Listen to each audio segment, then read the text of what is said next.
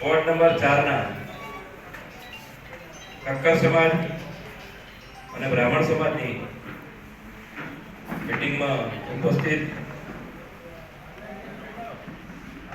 અમારા જિલ્લા ભાજપના પૂર્વ મહામંત્રી અને આ વિસ્તારમાંથી જેમણે 2015માં પ્રતિનિધિત્વ કરેલું છે મારી સાથે માન્ય શ્રી અમરભાઈ, બ્રાહ્મણ સમાજના આગેવાન અને ડીસા નગરપાલિકાના પૂર્વ પ્રમુખ માન્ય શ્રી જગમભાઈ, અમારા જિલ્લા ભાજપના મંત્રી શ્રી વિપુલભાઈ દવે, સમસ્ત બ્રહ્મ સમાજના પ્રમુખ શ્રી રેમજીભાઈ, અમારા મહાજનના પ્રમુખ યમસર કાકા, દિલીપભાઈ, વૈકુંઠભાઈ, મારા મિત્ર અને શિક્ષક સંઘના બનાસકાંઠા જિલ્લાના પ્રમુખ શ્રી સંજયભાઈ, વિપુલભાઈ અને અમારા નરેશભાઈ ઉદય, સૌ ઠક્કર સમાજના અને બ્રાહ્મણ સમાજના સન્માનની આગેવાનો 2015માં હું અને અમરતભાઈ સાથે ચૂંટણી લડ્યા હતા, એટલે કે બ્રાહ્મણ સમાજ અને ઠક્કર સમાજ સાથે હતો. અમરતભાઈ જ્યારે મને મળ્યા ત્યારે હું આગળ ટર્મમાં કોર્પોરેટર હતો. મને કે શું કરશું? મેં કહ્યું અમરતભાઈ, મારાથી વધારે તમારે વોટ આવે તો આપણી પેનલ સાચી, અને મારાથી વધારે વોટ અમરતભાઈ આવે.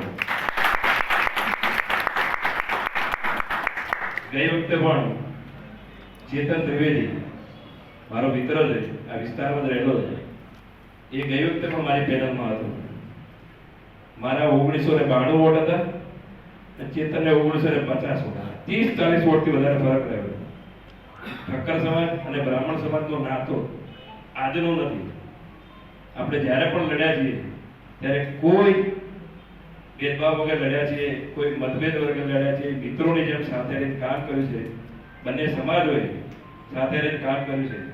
એનું પરિણામ અગાઉ આવેલું છે. આ વખતે પણ અતુલભાઈ અને બેન દીપિકાબેન, ભવાનભાઈ અને દક્ષાબેન નાય 3 મોટા સમાજો છે.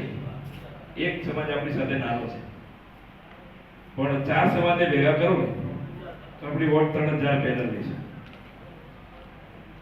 દરેક સમાજ એવું નક્કી કરે કે આપણે ભારતીય જનતા પાર્ટી સિવાય મત નથી કરવો, તો બાકીની બધી પેનલો આ પેનલથી 1000 મત પાછળ આવશે. જ્યારે અહીંયા બેઠા છે બધા, તો આ સમાજના આગેવાનો સમાજ સિવાય પણ સંબંધો ધરાવે છે. બ્રાહ્મણ સમાજ પણ એવો છે કે અન્ય સમાજો સાથે ખૂબ ઘનિષ્ઠ સંબંધો ધરાવે છે. ઠક્કર સમાજ પણ વેપારી સમાજ છે, એને પણ અન્ય સમાજો સાથે સંબંધ હોય છે. તો માત્ર ઠક્કર બ્રાહ્મણ નહીં, જેટલા પણ તમારા સંબંધો લાગતા હોય એ બધાનો ઉપયોગ કરી ભારતીય જનતા પાર્ટીની આ પેનલને વિજય બનાવો એવી આપ સૌને વિનંતી કરું છું.